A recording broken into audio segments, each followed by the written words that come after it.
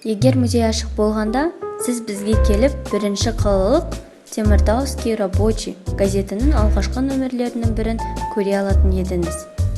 Газет 1947 жылдың 2 қарашасынан бастап жарық көрді. Аптасына 3 рет қазақ және орыс тілдерінде 1500 дана таралымы шықты. Бірінші редактор Ялин Георгий Андреевич болды. Оның арнайы білімі болған жоқ. Нөмір 1 мектепте тарих пәнінің мұғалімі болып жұмыс істеді.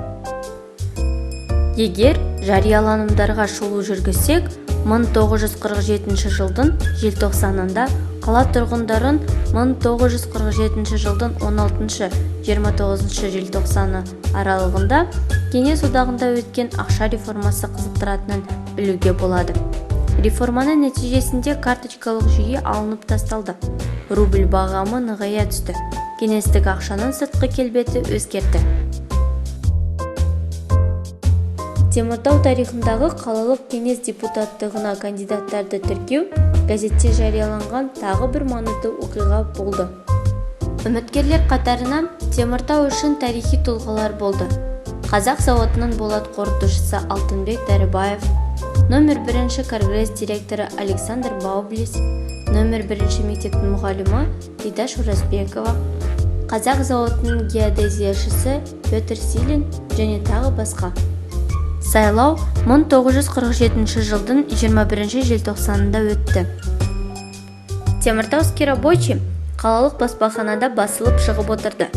Баспахана үшін 1942 жылдың 2 қарашасында шыққан алғашқы газет нөмірі алғашқы өнім болды деп айтуға болады.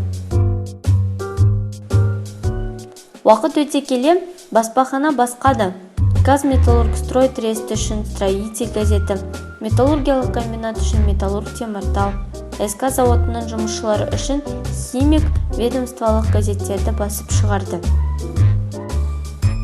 Бірақ ең көбі Теміртауский рабочий тиражы болды.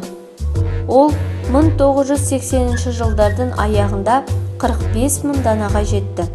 Газет Теміртау тарихында барлық маңызды оқиғаларды жариялады. Теміртауский рабочий біздің қаламыздың жылнамасы болды.